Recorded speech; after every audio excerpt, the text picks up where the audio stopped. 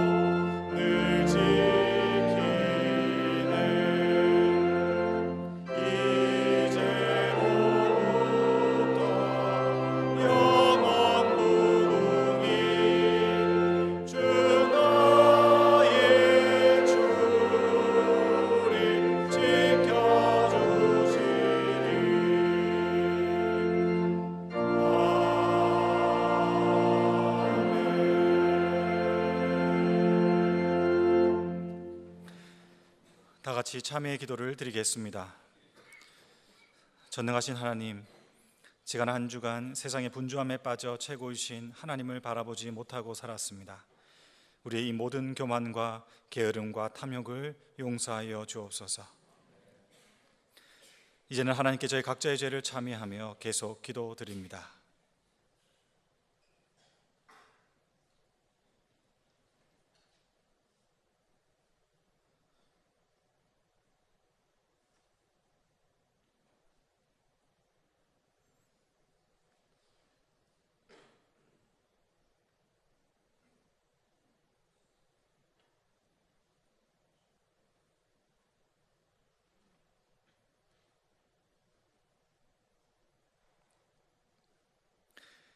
하나님께서는 자신의 부끄러운 죄를 솔직하게 고백하는 자들에게 말씀하십니다.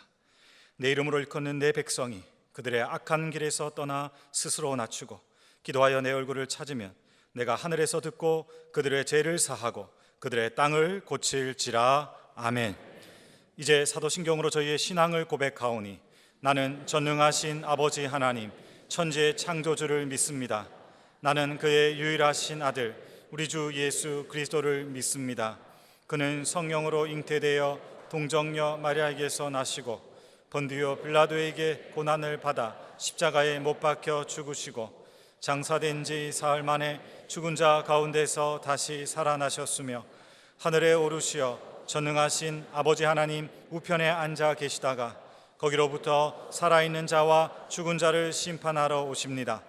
나는 성령을 믿으며 거룩한 공교회와 성도의 교제와 죄를 용서받는 것과 몸의 부활과 영생을 믿습니다. 아멘. 자리에 앉으시기 바랍니다. 다 함께 성시를 교독하겠습니다. 성시는 교독문 71번, 이사야 55장입니다. 오호라 너희 모든 목마른 자들아 물로 나오라. 돈 없는 자도 오라.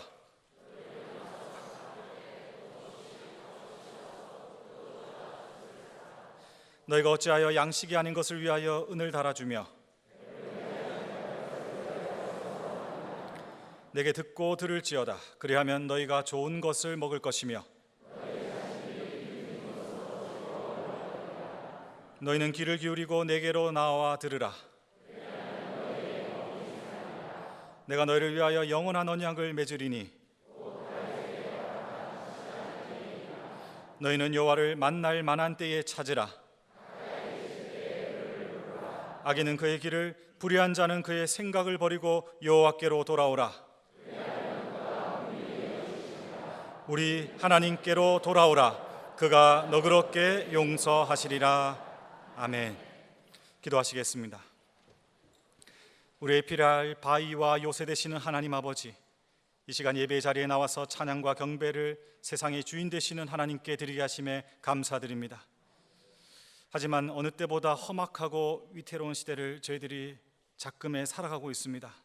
하나님의 도우심이 없이는 살 수 없는 불안하고 연약한 우리의 인생의 한계를 지금 직시하고 있습니다. 거룩하고 신실하신 하나님, 위정자들이 거짓말하면서 정직과 공정을 강조합니다. 성수대교와 상풍백화점의 비극을 경험하고도 돈 때문에 철근 없는 순살 아파트를 만드는 악한 이들이 여전히 있습니다. 다수의 국민들이 대출 이자의 경제적 압박으로 돈에 코가 깨인 노예처럼 하루하루를 버티며 삽니다. 다음 세대가 자라는 학교에서는 폭력과 마약이 유통되고 이를 제지할 교권이 추락하는 최소한의 질서가 붕괴되고 있습니다. 젊은 세대에서 남자와 여자의 아름다운 차이를 부정하는 이들이 우후죽순처럼 일어납니다. 전례가 없는 무더위 통해서 환경 파괴의 결과를 저희들이 직면하고 있습니다. 그래서인지 사람들이 이제는 나만 죽을 수 없다며 차로 들이받고 칼로 찌르는 묻지마 살인도 일어나고 있습니다. 사람들이 교회를 바라보지만 교회가 세상과 크게 다르지 않다고 합니다.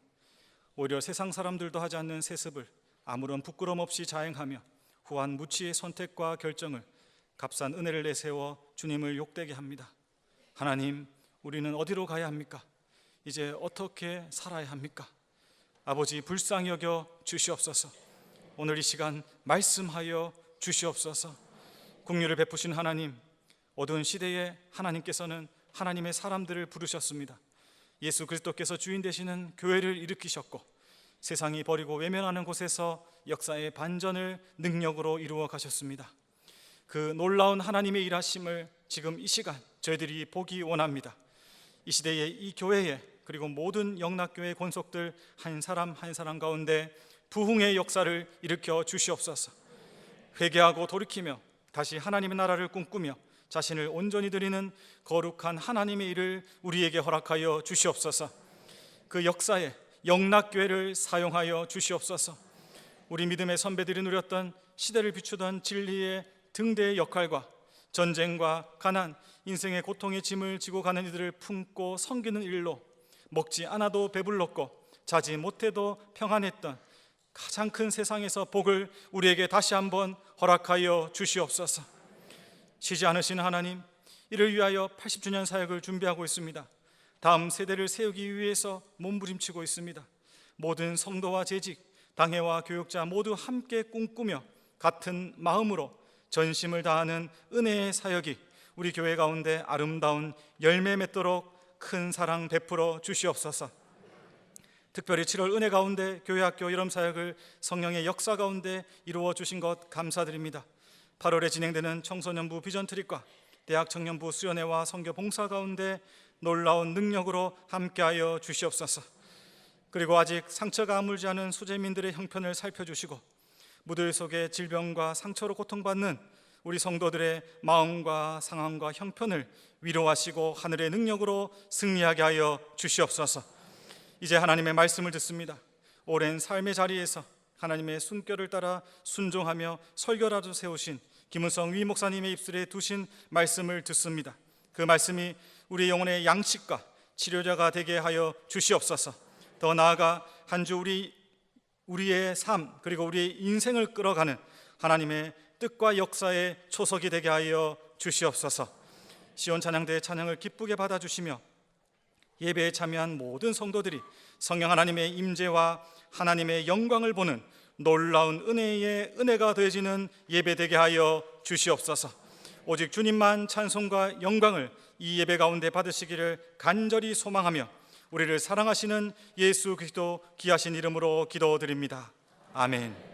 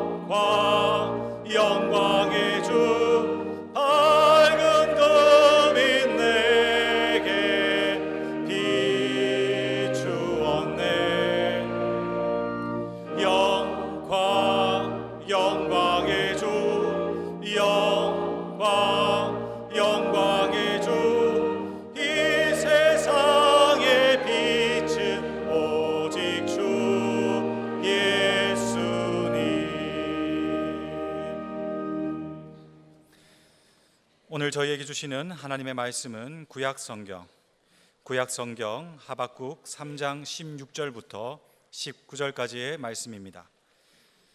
하박국 3장 16절부터 19절까지의 말씀입니다. 하나님의 말씀을 봉독합니다. 내가 들었으므로 내 창자가 흔들렸고 그 목소리로 말미암아 내 입술이 떨렸도다. 무리가 우리를 치러 올라오는 환난 날을 내가 기다림으로 썩이는 것이 내 뼈에 들어왔으며 내 몸은 내 초소에서 떨리는도다. 비록 무화과 나무가 무성하지 못하며 포도나무에 열매가 없으며 감람나무에 소출이 없으며 밭에 먹을 것이 없으며 우리의 양이 없으며 외양간에 소가 없을지라도 나는 여호와로 말미암아 즐거워하며 나의 구원의 하나님으로 말미암아 기뻐하리로다. 주 여호와는 나의 힘이시라. 나의 발을 사슴과 같게 하사 나를 나의 높은 곳으로 다니게 하시리로다. 이 노래는 지휘하는 사람을 위하여 내 수금에 맞춘 것이니라. 아멘. 하나님께서 이 말씀을 통하여 저희에게 은혜 주시기를 원합니다.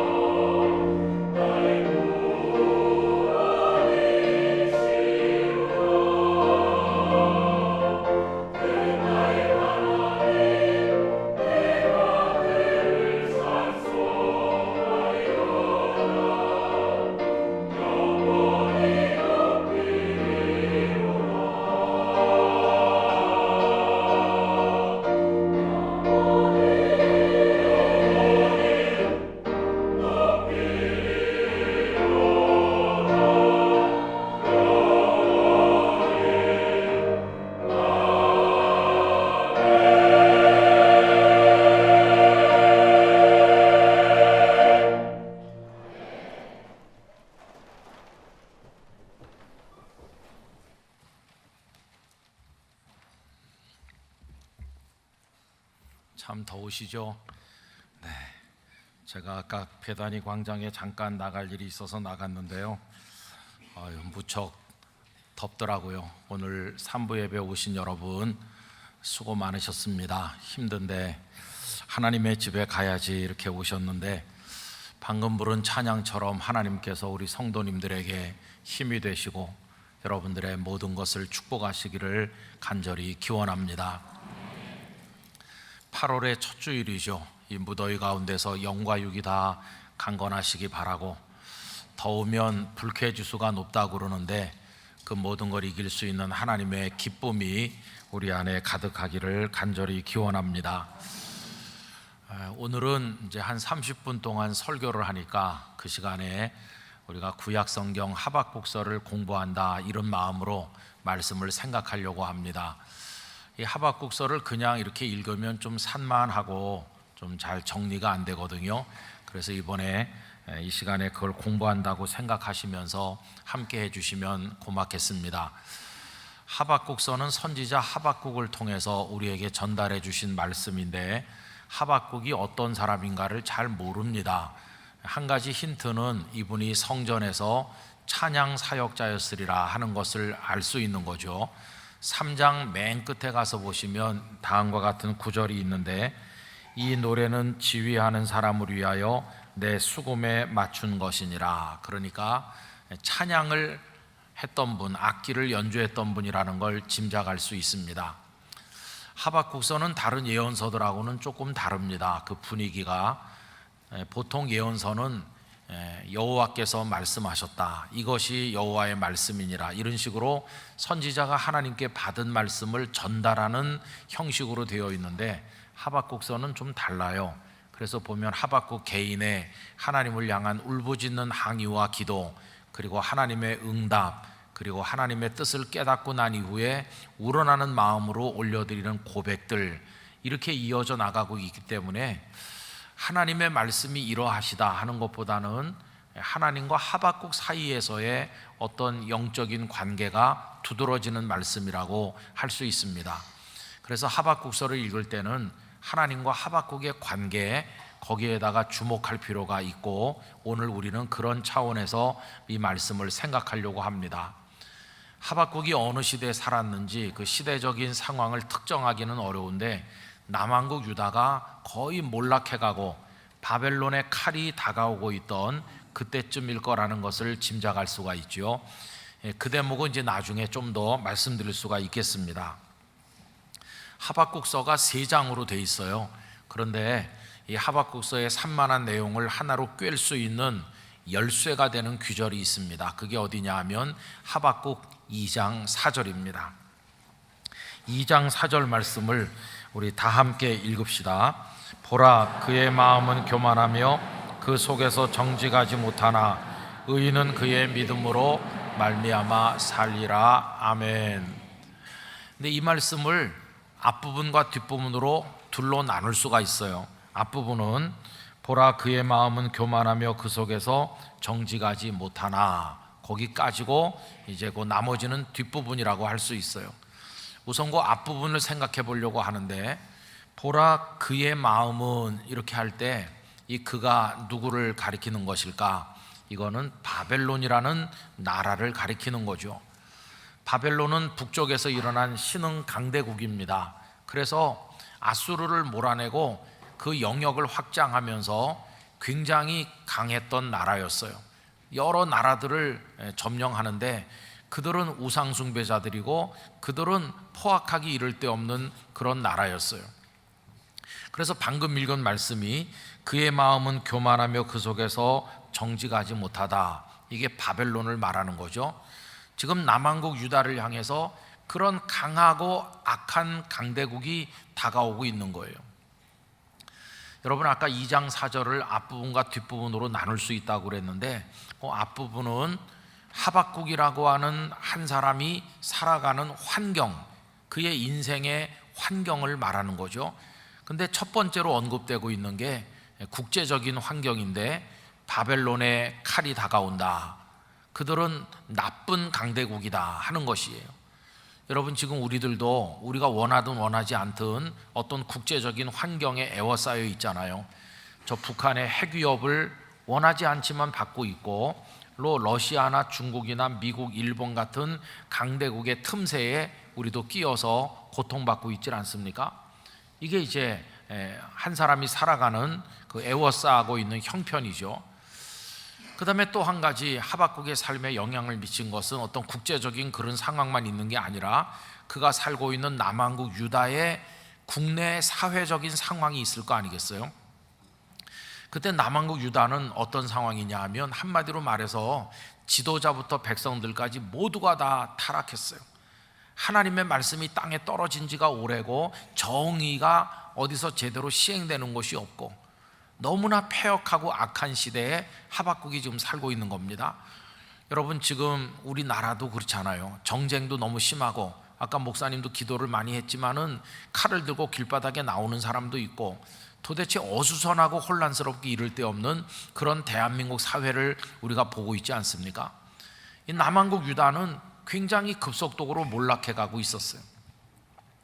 참고가 되시라고, 이 남한국 유다가 말기에 바벨론에게 멸망할 때까지 어떤 상황이었느냐 하면은, 남한국의 여러 왕들 중에서 그나마 하나님 앞에 믿음으로 살려고 애썼던 왕들 중에 마지막 왕은 요시야입니다. 요시야는 성전도 다시 수축하고 그리고 신앙 개혁도 추진하면서 잘해보려고 노력을 했던 왕인데, 너무나도 안타깝게 남쪽에서 북상하는 애굽을 가로막기 위해서 출전했다가 전사하고 말았어요. 요시야가 죽고 나니까 그 아들 여호아하스가 왕이 됐어요. 그런데 이미 유다가 애굽에게 패전했기 때문에 유다의 그 모든 상황을 애굽이 조정하는 거죠. 그래서 여호아하스를 석 달 만에 폐위시키고, 그리고는 그의 형제인 여호야김을 왕으로 세웠어요. 여호야김은 애굽에 의해서 왕으로 세워진 사람이고, 애굽의 눈치를 보면서 북쪽에서 일어나는 신흥 강대국 바벨론과 애굽 사이에서 아주 불안한 줄다리기를 하면서 어렵게 왕 노릇을 했습니다. 그 다음에 그 여호야김이 죽고 난 다음에 그의 아들 여호야긴이 왕이 됐어요. 그런데 여호야긴은 왕이 되고 나서 석 달 열흘 만에 이번에는 바벨론의 느부갓네살 왕에 의해서 폐위당하고 바벨론으로 끌려갑니다. 이렇게 된 이유는 애굽의 패권이 무너지고 바벨론이 장악했기 때문이에요. 그 사이에 어떤 일이 있었느냐 하면 BC 605년에 갈그미스라는 곳에서 이 남쪽의 전통적인 강국인 애굽과 북쪽의 신흥 강대국인 바벨론이 대접전을 벌였는데 애굽이 맥없이 무너졌어요. 그래서 이제 그 상황이 전부 다 바벨론의 손에 넘어오게 되니까 이 여호야긴 왕을 느부갓네살이 폐위시키고 끌고 간 겁니다. 그리고는 이 느부갓네살은 그의 숙부되는 시드기야를 왕으로 세우면서 나한테 잘해 이렇게 충성 맹세를 시키고 이제 왕으로 세운 거죠. 그런데 시드기야는 바벨론에게 제대로 충성하지 않았어요. 여전히 애굽에 대한 미련을 버리지 못했고, 애굽과 바벨론 사이에서 아주 아슬아슬한 줄다리기를 계속했습니다. 그러다 결국은 바벨론의 눈밖에 나게 됐고, 바벨론은 남한국 유다를 이제 멸망시키기로 작정한 거죠. 결국 1년이 넘도록 포위되어 있던 예루살렘이 무너지면서 BC 586년에 남한국 유다는 완전히 이 땅에서 사라지게 됐어요. 시드기야가 두 눈이 뽑히고 바벨론으로 끌려가서 죽으니 그가 마지막 왕이 된 거죠. 이게 이제 남한국 유다의 마지막 슬픈 역사예요. 그 나라가 무너지는 현장에서 눈물을 뿌리며 하나님의 말씀을 전했던 선지자가 바로 예레미야죠. 눈물의 선지자 예레미야죠. 그리고 하박국도 그 언저리 어디에서 사셨던 분이라는 걸 알 수 있어요. 바벨론의 칼이 다가올 때 그가 살았기 때문이죠. 여러분, 마치 우리나라 구한말 일제에 합병되기 직전에 그 어려웠던 혼란의 시대, 그때를 생각하시면 돼요. 그러니까 국제적으로는 바벨론의 칼이 다가오고 있고, 국내를 보면은 너무나 사회가 부패하고 타락해서 적을 막아낼 힘도 없고 하나님의 말씀도 땅에 떨어졌고 위로부터 아래까지 모두 다 부패한 그런 시대, 하박국이 고통받으면서 살았습니다. 자, 그 다음에 또 한 사람의 삶에 영향을 미치는 건 개인적인 환경이죠. 가정, 자녀들, 경제적 상황, 이런 게 또 중요한 거 아닙니까? 근데 하박국은 개인적으로도 무척 어려웠다는 걸 알 수 있습니다. 여러분들이 귀에 익은 3장 17절에 보면 이게 하박국의 상황이라고 생각이 되는데 이런 말씀이 나오죠. 비록 무화과 나무가 무성하지 못하며 포도나무에 열매가 없으며 감람나무에 소출이 없으며 밭에 먹을 것이 없으며, 이게 뭘 말할까요? 하박국이 찬양 사역자이긴 했지만 농사도 조금 하고 목축도 했던 것으로 보이는데 농사 아무것도 결실이 없는 거예요. 또 목축은 어떻습니까? 우리의 양이 없으며 외양간에 소가 없다. 그러니까 말하자면 장사를 해서 망한 사람과 비슷해요. 농사를 했고 목축을 했지만 아무것도 되는 게 없다. 자, 이렇게 놓고 보면 하박국이 살아가는 환경이 너무나 힘든 거예요. 국제적인 상황도 그렇죠. 그가 몸담고 있는 남한국 유다라는 사회의 모습도 그렇죠. 거기다가 개인적으로는 되는 일이 아무것도 없죠. 이게 다 그를 짓누르면서 살기 힘들게 만드는 거죠. 우리 성도님들 중에도 그런 분들이 있을 거라고 생각해요. 여러분, 지금 우리가 다 공통으로 겪고 있는 이 국제적인 환경에다가 거기다가 우리 대한민국 사회 지금 얼마나 혼란스럽고 어렵습니까? 날씨까지 너무 더워서 견디기가 어렵고, 거기다가 묻지마 범행들이 벌어지니까 어디 길거리 걸어가는 것도 불안하고, 경제적으로도 어려운 분도 많고 몸에 병이 들고, 이런 게 다 하나에 누적돼 가지고 한 사람을 짓누르는 거죠. 어떤 의미로 우리 각자가 오늘의 하박국이라고 말할 수 있어요. 견디기 힘든 상황에서 살아가고 있다 하는 것이죠. 여러분, 이때 어떻게 하면 좋을까요? 많은 사람들의 마음속에 분노가 응어리져 있습니다. 이 분노를 누구에게 풀어야 되는지 잘 모르는 사람들이 많아요. 이 분노가 절망으로 나타나서 삶을 포기하는 사람도 있고 주저앉는 사람도 참으로 많이 있어요. 여러분, 그러면 이 상황에서 성도들은 어떻게 해야 될까요? 저는 성도들은 그 상황 속에서 다른 이들이 하지 않는 거 한 가지를 할 수 있다고 생각합니다. 똑같이 어렵지만 남들이 하지 않는 한 가지를 우리가 할 수 있다면 그게 뭘까? 다름 아닌 하나님께 부르짖는 것이라고 생각합니다. 우리는 하나님 앞에 기도할 수 있는 거죠. 하나님 좀 도와주세요. 하나님 좀 불쌍히 여겨주세요. 이걸 우리가 할 수 있는 겁니다. 우리 성도 여러분, 힘들고 어려울 때마다 하나님께 나가시기를 바랍니다. 하나님께 기도하시기 바랍니다. 하나님을 부르십시오. 하나님 앞에 여러분들의 마음을 쏟아 놓으시기를 부탁드리는 것입니다. 그래서 이제 하박국서는 이 하박국의 탄식도, 그 속에 담긴 눈물도, 항의성 기도도 이제 그대로 우리에게 보여주는 것을 알 수가 있어요. 이런 어려운 상황에 있었기 때문에 하박국의 기도는 이렇게 점잖게 시작되는 기도가 아니에요. 막 터져 나오는 울분과 항의를 하나님 앞에 따지듯이 쏟아놓는 이제 그런 기도로부터 하박국서가 시작되고 있어요. 여러분, 1장 2절부터 4절까지 가보면 그의 가슴 속에 탄식과 울분이 느껴지는 기도가 아닙니까? 여호와여, 내가 부르짖어도 주께서 듣지 아니하시니 어느 때까지리까? 내가 강포로 말미암아 외쳐도 주께서 구원하지 아니하시나이다. 어찌하여 내게 죄악을 보게 하시며 패역을 눈으로 보게 하시나이까? 겁탈과 강포가 내 앞에 있고 변론과 분쟁이 일어났나이다. 이러므로 율법이 해이하고 정의가 전혀 시행되지 못하오니 이는 악인이 의인을 애워쌌으므로 정의가 굽게 행하여 짐이니이다. 여러분, 쭉 보면 다 그래요. 구구절절이 나오는 것들이 얼마나 힘든 상황인가를 알려주잖아요. 그래서 여러분, 이거 한마디로 말하면 이런 겁니다. 하나님 보고는 계신가요? 하나님 지금 보고 계셔요. 우리 유다 사회가 이렇게 썩고 부패하고 악이 횡행하고 하나님 말씀 다 땅에 떨어져 가지고 정의도 찾아볼 수 없고, 그런데 하나님 어쩌자고 침묵하십니까? 왜 가만히 계시는 건가요? 이러면서 지금 하나님을 향해 대들듯이 그런 기도를 올린 걸 볼 수 있어요. 자, 그럼 여러분, 지금 오늘 우리 대한민국 사회에 대해서도 이런 탄식 어린 기도를 하는 분들이 많을 거라고 생각하는데, 그럼 하나님은 눈 감고 계시나? 무슨 일이 벌어지는지 모르고 계시나? 아니면은 하나님께서 뭔가를 계획하고 계시나? 여러분, 하나님은 결코 모르고 계신 분도 아니고 가만히 계신 분도 아니세요. 하나님은 다 유다 사회의 악을 알고 계셨고 그 악한 유다를 징벌하기 위해서 채찍을 준비하고 계셨어요. 그게 바로 6절에 그 답이 나오고 있잖아요.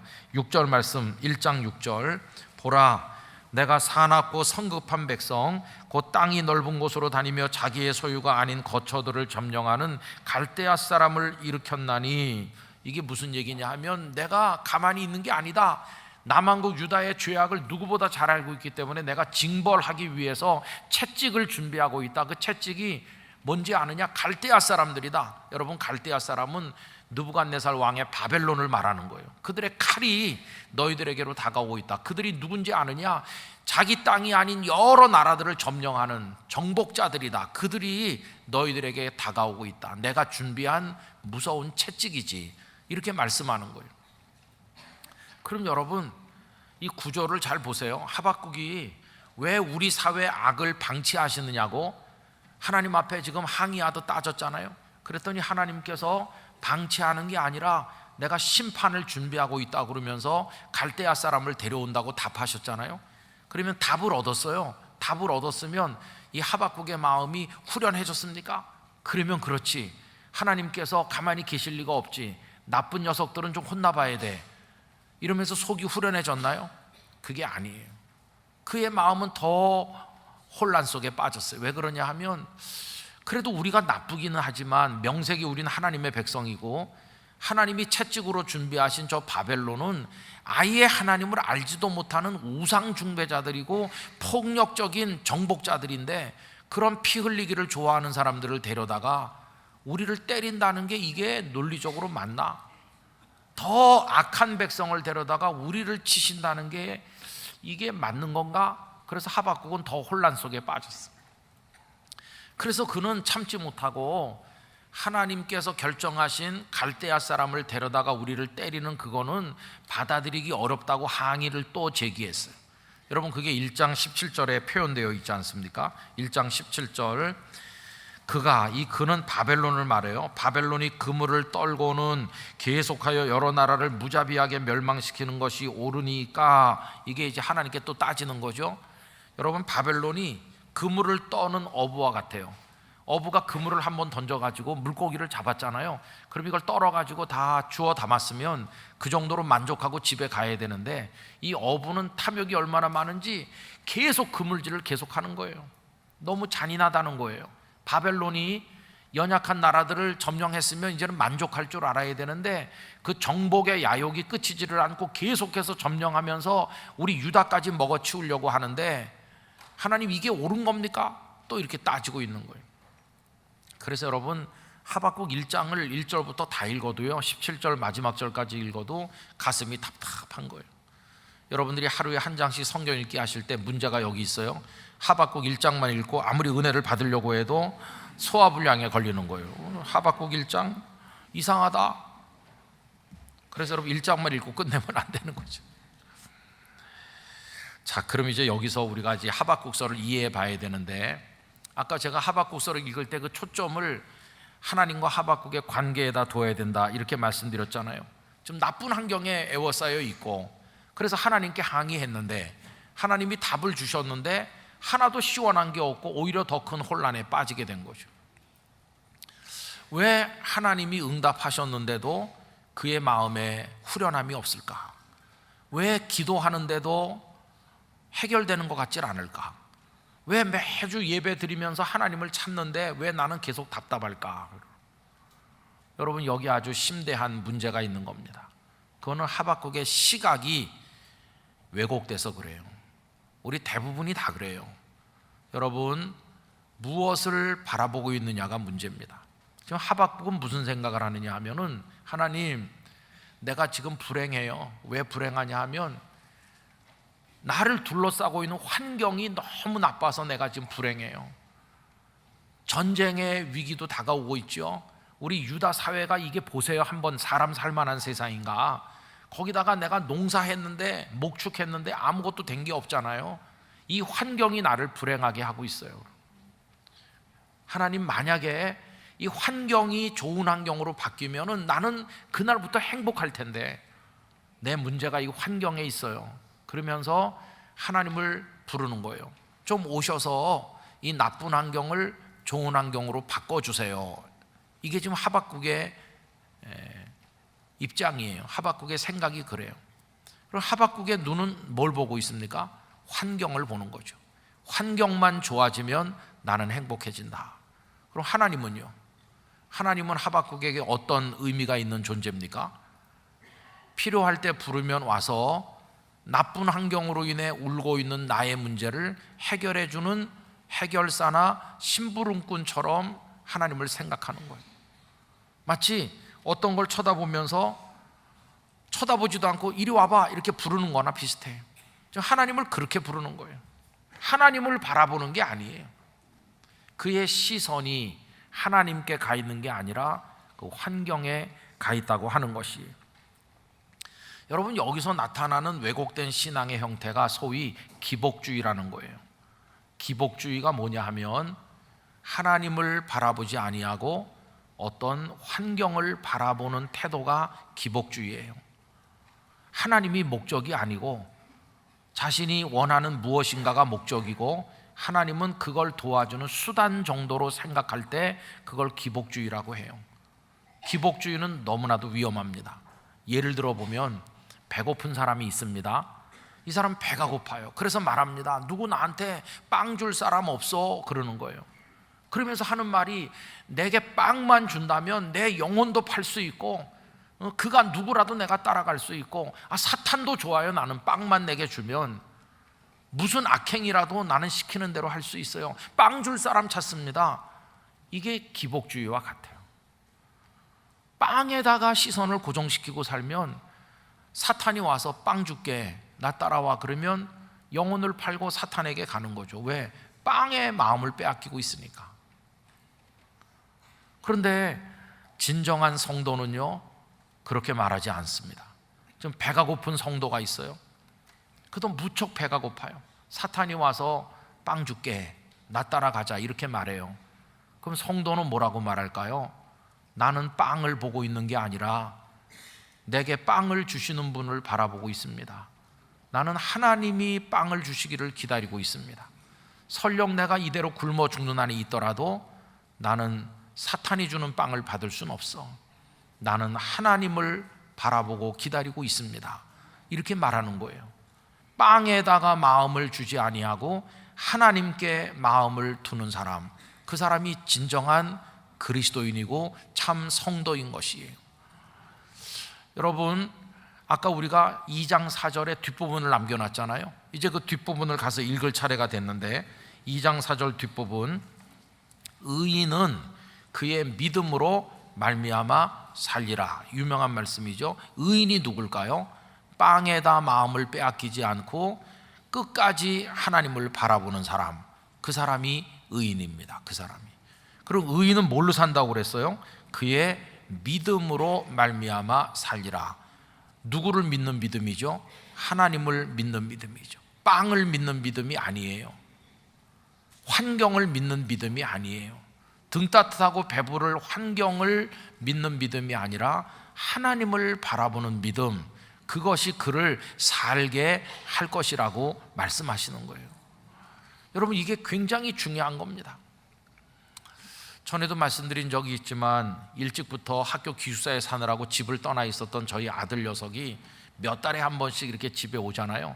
그럼 엄마가 이제 안쓰러워가지고 배고팠겠다 그동안, 그러면서 뭐 맛있는 거 해가지고 잘 먹여줘요.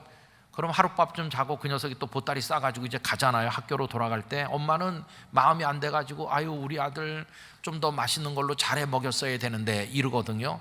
그러면 아들이 엄마 가슴을 찡하게 해요. 엄마, 무엇을 먹느냐보다 중요한 건 누구랑 먹느냐 하는 거야. 그러면서 가는 거예요. 그럼 엄마는 눈물이 나지, 그죠? 우리가 가져야 될 마음이 그거예요. 무엇을 먹느냐, 빵을 먹었느냐, 뭘 먹었느냐에 관심을 두는 건 그건 옳은 게 아니고 누구랑 먹느냐가 중요한 거예요. 여러분, 성도는, 의인은 하나님과 함께하기를 즐거워하고 하나님이 중요한 것이지 빵이 중요한 게 아니라는 것이. 설사 굶더라도 하나님과 함께하는 쪽을 선택하는 사람이 진정한 의인인 줄로 믿습니다. 하박국서가 가르쳐 주는 게 바로 그거예요. 여러분, 그러면 이제 하박국서가 그 1장부터 3장까지 흘러가면서 1장은 조금 산만하게 그런 내용인데 그 3장 끝에 가서 결론을 보는 건데, 결론이 이제 오늘 우리가 읽은 부분 아닙니까? 3장 18절로 가서 보면 1장의 하박국하고 달라졌다는 걸 발견할 수 있어요. 여러분, 3장 18절을 다 같이 읽어보겠습니다. 나는 여호와로 말미암아 즐거워하며 나의 구원의 하나님으로 말미암아 기뻐하리로다. 할렐루야. 이게 우리 성도님들의 고백되시기를 축복합니다. 1장의 하박국은 못 살겠다, 환경이 너무 나빠서, 다른 말로 말하면 빵이 없어서 배고파서 못 살겠다 이렇게 말했던 하박국인데, 여기서는 빵 얘기는 없어졌어요. 환경 얘기는 없어졌고 그냥 여호와로 말미암아 즐거워하며 구원의 하나님으로 말미암아 기뻐한다고, 환경 얘기는 없어졌고 하나님만 눈에 보이게 됐어요. 그의 시선이 빵에서부터, 환경에서부터 하나님께로 옮겨진 것이에요. 그의 영혼을 채우는 건 빵이 아니라 하나님이시라는 걸 알 수 있어요. 그럼 여러분, 1장의 하나님하고 3장의 하나님이 다른 하나님이십니까? 그 하나님이 그 하나님인데 뭐가 달라졌나요? 하나님을 바라보는 하박국의 태도가 달라진 거예요. 태도가. 그래서 오늘 설교 제목이 하나님에서 하나님애로인데 좀 이상한 제목인데요, 1장에 하나님은 나의 필요를 채워주는 심부름꾼 같은 하나님이에요. 빵에만 관심이 있었어요. 그런 하나님 이해로부터 3장의 하박국이 고백하는 하나님은 어떤 하나님이십니까? 아버지 하나님, 당신만 있으면 배가 부릅니다. 당신이 나의 전부입니다. 당신이 나의 목적이십니다. 당신만 보고 있으면 전쟁이 다가와도, 농사가 안 되고 목축이 안 돼도 나는 기쁘고 즐겁습니다. 이렇게 말하는 사람으로, 하나님 한 분으로 만족하는 사람으로 바뀌어진 걸 얘기하는 거예요. 잘못된 하나님 이해로부터 이제는 하나님이 전부이신 걸 깨닫는 하나님 이해로 그가 옮겨갔다는 걸 우리에게 말해주는 거죠. 그럼 3장 18절에서 이렇게 말할 때 그럼 환경이 조금 개선됐나? 아니요. 오히려 3장 18절에 고백을 할 때는 더 악화되어 있다는 걸 알 수 있어요. 여러분, 악화된 증거가 16절에 나옵니다. 오늘 본문 16절에 가보시면요, 내가 들었으므로, 어떤 소식을 들은 거예요. 그게 뭐냐 하면은 바벨론 군대가 점점 가까워지고 있다는 소식이죠. 그걸 들으니까 창자가 흔들렸다. 그 목소리로 말미암아 입술이 막 떨리죠. 무리가 우리를 치러 올라오는 환난 날을 내가 기다림으로, 전쟁의 날이 점점 다가오기 때문에 썩이는 것이 내 뼈에 들어왔다. 막 뼈가 썩는 것 같고 내 몸은 내 처소에서 떨린다. 이게 뭡니까? 아랫목에 입을 뒤집어 쓰고 있어도 두려움에 떨리는 거예요. 상황이 더 악화됐잖아요. 거기다 17절 아까 읽은 것처럼 농사했는데 된 것도 하나도 없고 목축했는데 된 것도 아무것도 없어요. 여러분, 상황이 개선됐습니까? 개선 안 됐어요. 더 어려워졌어요. 더 어려워졌는데도 18절 놀라운 반전이죠. 그래서 나는 못 살겠다 이렇게 나와야 될 것 같은데 하박국의 입에서는 여호와로 말미암아 즐거워하며 나의 구원의 하나님으로 말미암아 기뻐하리로다. 이게 도대체 그 하박국이 맞는지 의심스러울 정도로 완전히 다른 하박국으로 바뀐 걸 볼 수 있잖아요. 환경으로 인해서 행복해지기를 기대했던 그가 하나님으로 인해서 행복해지는 사람으로 바뀌었기 때문임을 알게 되는 것이에요. 성도 여러분, 부흥이 뭘까요? 부흥은 바깥 세상이 변해서 뭔가 이루어지는 게 부흥이 아니라, 바깥은 더 어려워지고 캄캄해지고 힘들어진다 할지라도 내 심령이 변해서 새로워지는 걸 부흥이라고 하는 것이에요. 부흥이 우리 내면에서 이루어지기를 축원합니다. 내 자신 속에서 부흥이 일어나면 어떤 어려움이 와도 이겨낼 수 있는 사람이 되는 것이죠. 그게 진정한 부흥이라는 걸 우리에게 알려주는 겁니다. 그럼 여러분, 하박국의 이 3장 18절의 고백이 누구에 의해서 강요된 고백일까요? 아니에요. 그의 속에서 터져나오는, 우러나오는 감격의 고백이라는 걸 알 수 있어요. 그걸 확인하려면 2장 1절을 읽어야 됩니다. 여러분, 2장 1절 다 같이 읽어보겠습니다. 내가 내 파수하는 곳에 서며 성루에 서리라. 그가 내게 무엇이라 말씀하실는지 기다리고 바라보며 나의 질문에 대하여 어떻게 대답하실는지 보리라 하였더니, 여기 아까 1장 끝이랑 연결되는 거죠. 1장 끝에서 바벨론을 데려다가 우리를 징벌하는 거는 받아들일 수 없습니다. 하나님 이렇게 또 따졌잖아요. 하나님 앞에 질문을 했잖아요. 그리고 이제 2장 1절로 와가지고 도대체 하나님이 뭐라고 대답하실지 내가 좀 들어봐야 되겠어. 이게 2장 1절이거든요. 그럼 2장 1절을 다시 눈으로 보십시오. 내가 내 파수하는 곳에 서며 성루에 서리라. 그가 하나님께서 내게 무엇이라 말씀하실는지 기다리고, 이렇게 나오죠. 그가 내게 할 때요, 내게라고 번역됐어요. 그죠? 이거는 이 귀에, 나의 귀에다가 하나님 뭐라고 답을 주실지 그런 뜻입니다. 내게 하는 거.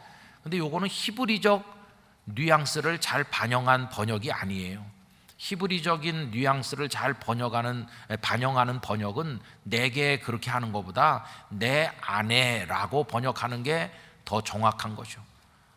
그러면 내게와 내 아내의 차이가 뭘까요? 내게는 하나님의 음성이 내 이 육신의 귀에 들려가지고 인간적인 합리적 판단으로 따져서 평가하는 게 그 첫 번째 내게고, 내 아내라고 하는 것은 하나님의 답이 내 영혼 깊은 곳에, 내 안에, 내 마음에 들어온다는 뜻이에요. 그 차이가 아주 큰 것을 알 수 있어요. 우리 성도님들은 하나님의 음성을 이 귀로 듣지 말고 영으로 들으시기를 바랍니다. 그게 내 아내라는 뜻이거든요. 자, 그 다음에 그 2장 1절 끝에 가봅시다. 2장 1절 끝에 가보면 나의 질문에 대하여 어떻게 대답하실는지 보리라. 여러분, 이 문장에서 질문하는 사람은 누구죠? 하박국이죠. 그럼 하박국의 질문에 대답하는 분은 누구로 되어 있습니까? 하나님으로 되어 있잖아요. 우리 다 그렇게 이해하죠. 그런데 여러분, 성경에 어떻게 대답하실는지 할 때 어떻게 그 앞에 조그맣게 1번이라고 주가 붙어 있죠. 확인하셨어요? 1번이 있죠. 그럼 성경책 맨 밑에 가보세요. 성경책 맨 밑에 가보면 그 1번에 설명이 나와 있죠. 뭐라고 되어 있습니까? 나로 어떻게 대답하게 하실는지, 이렇게 되어 있잖아요. 요거를 넣어서 다시 읽어보면 어떻게 될까요? 나의 질문에 대하여 하나님이 어떻게 대답하실는지, 이게 아니고 나로 어떻게 대답하게 하실는지 보겠다, 이런 얘기예요. 그럼 달라졌어요. 어떻게 달라졌냐 하면, 아까는 질문을 하박국이 하고 대답은 하나님이 하시는 건데, 여기 주에 있는 것처럼 바꿔서 읽으면 질문을 하박국이 했는데 대답도 누가 하는 걸로 바뀌죠? 하박국 자신이 하는 걸로 바뀌는 거예요. 대답을 하박국 자신이 하는 거예요. 아니, 질문하는 사람이랑 대답하는 사람이 어떻게 똑같아질 수 있냐? 이게 이런 겁니다. 이게 이제 은혜를 받는 건데요. 하나님 왜 이렇죠? 못 살겠어요. 이렇게 했어요. 그럼 하나님이 답을 주셔야 되는데, 하나님이 답을 주셨는데 이 귀에다 주신 게 아니고 내 영혼 깊은 곳에, 내 안에 주셨어요. 그래서 그걸 내 가슴으로 받아서 오랫동안 또 되새김질하고 또 기도하고 이게 무슨 뜻인가를 계속 묵상하면서 하나님 앞에 기도했어요. 그랬더니 어느 날 그 내 안에 주신 하나님의 말씀이 확 깨달아지면서 눈이 열린 거예요. 눈이 열리고 보니까, 아, 그렇구나.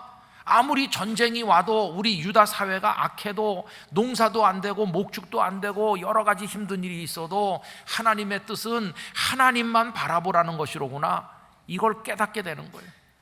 1장에서는 하나님은 그저 내가 안타까울 때 부르면 달려오는 분인 줄 알았더니 그게 아니라 알고 보니까 하나님이 전부라는 걸 깨닫게 된 거예요. 그걸 깨닫게 되니까 하나님이 지금 내 옆에 계시는데 내가 왜 이렇게 두려워했을까? 그걸 알게 되는 순간 18절에 고백이 나온 거예요. 환경이 어려워도 괜찮습니다. 전쟁이 다가와도 괜찮습니다. 나는 여호와로 말미암아 즐거워할 수 있고 그 하나님, 구원의 하나님으로 인하여 기뻐할 수 있습니다. 이렇게 터져 나온 거예요. 누가 강요한 것이 아니라. 어떻게 네가 그렇게 달라졌느냐? 딴 사람이 됐구나. 어떻게 달라졌어요? 그의 심령이 변화된 것이죠. 이걸 우리는 은혜 받은 사람이라고 그러고 부흥된 심령이라고 그러고 변화된 심령이라고 이야기하는 것이죠. 저는 우리들이 대한민국 사회를 위해 기도하고 북한 김정은이 변하기 위해 기도하고 여러 기도를 해요. 물론 기도를 해야 되죠.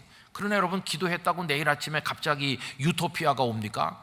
내일 더 어려워질 수도 있고 더 힘들 수도 있어요. 그러나 여러분, 그렇다고 해서 하나님이 없다고 할 것입니까? 예를 들면 내가 지금 몸에 병들어서 하나님을 불렀어요. 그랬더니 하나님 오셔서 도와주셨어요.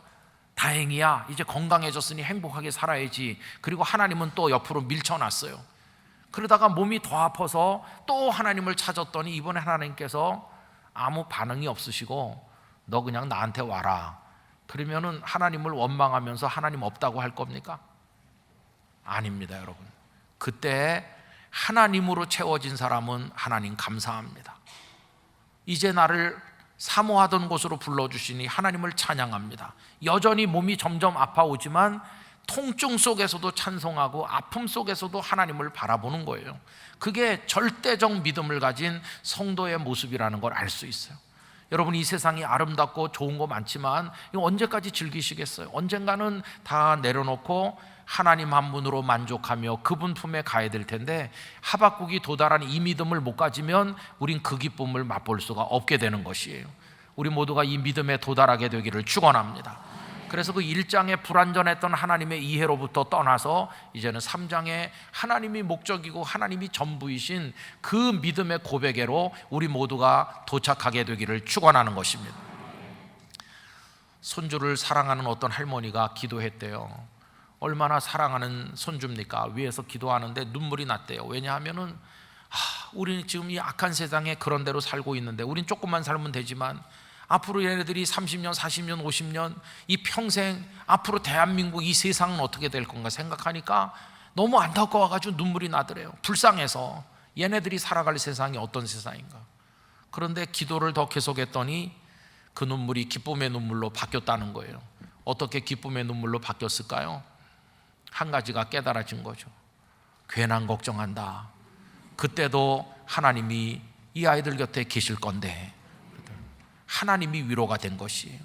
여러분, 우리가 악한 세상에 고통받다 우린 떠나도 우리 자녀들이 계속 살 텐데 그때도 하나님은 여전히 계셔서 그들을 채워주실 줄 믿습니다. 그들의 아버지가 되어주실 것이에요. 하나님은 우리의 전부이신 것이에요. 여러분, 그 하나님 의지하고 우리 성도님들이 기쁨과 감사함으로 달려가시게 되기를 간절히 기원하는 것입니다. 이제 오늘 집에 가셔서 1장부터 3장까지 쭉 읽어보시면서 복습을 하면 좀 정리가 되실 것이에요. 그래서 그런 믿음의 승리자들이 되시기를 축원합니다. 기도하겠습니다.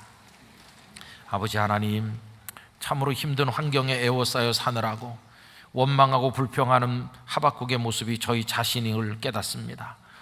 해결되지 않는 현실의 문제 앞에 눈물을 흘릴 때도 많습니다. 그러나 이제 저희로 하여금 하나님이 전부이심을 아는 믿음으로 옮겨가기를 원합니다. 그래서 3장 18절의 고백을 우리도 드리면서 아무리 어려운 환경에 있더라도 하나님으로 인하여 즐거워하는 성도가 되게 하여 주시옵소서. 우리에게 큰 믿음, 참 믿음, 절대적인 믿음을 허락하여 주시옵소서. 주 예수님의 이름으로 기도하옵나이다. 아멘.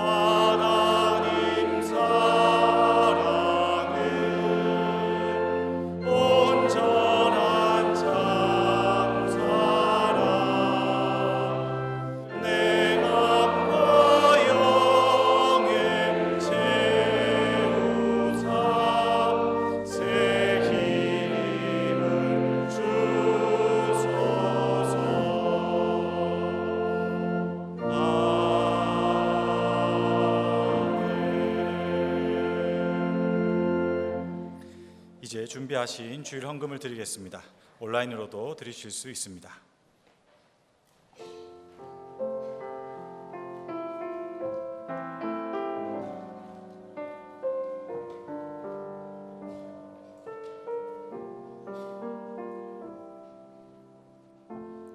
왕이신 나의 하나님, 내가 주를 높이고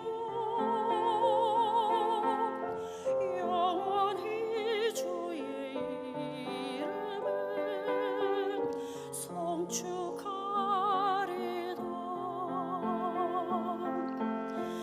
왕이신 나의 하나님, 내가 주를 높이고 영원히 주의 이름을 송축하리다.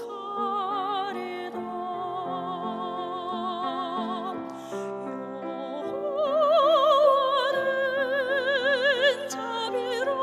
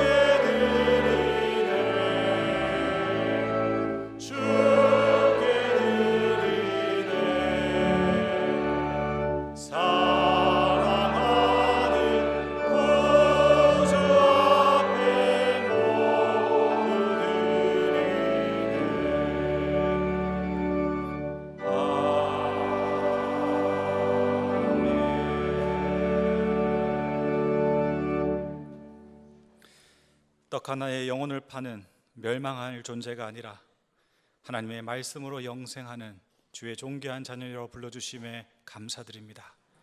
저희들 그 믿음으로 의인의 부르심으로 주님께 나아와 예물로 하나님께 주신 은혜 돌려드리노니 기쁘게 받아 주시옵소서. 무더운 날씨에 여전히 세상은 어둡고 악합니다.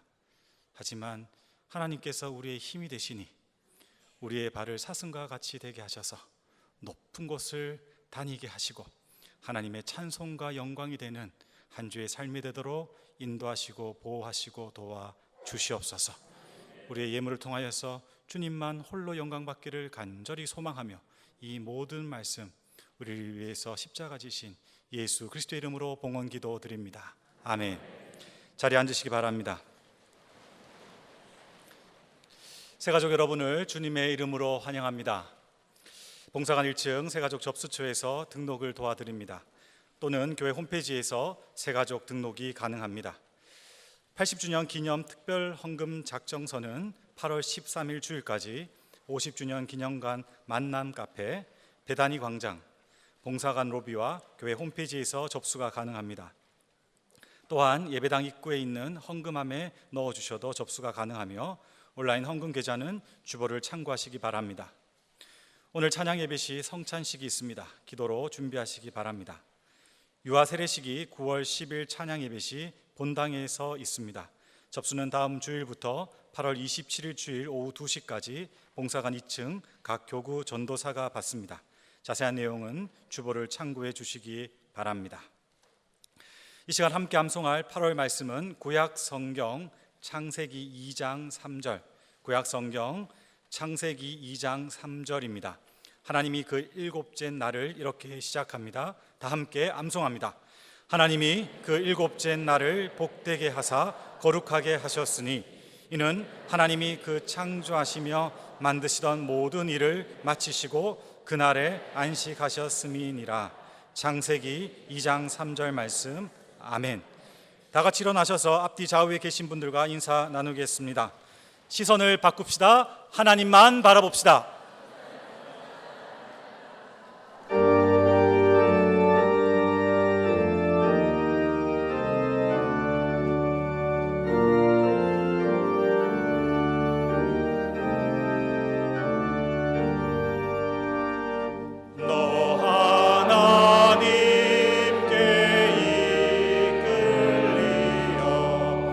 일평생 주만 바라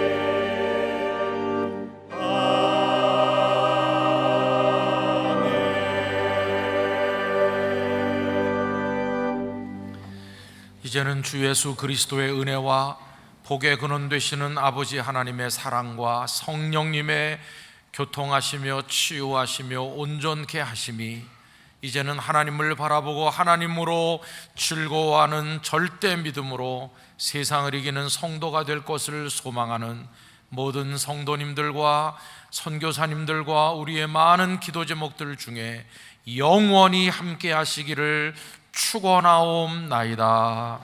아멘.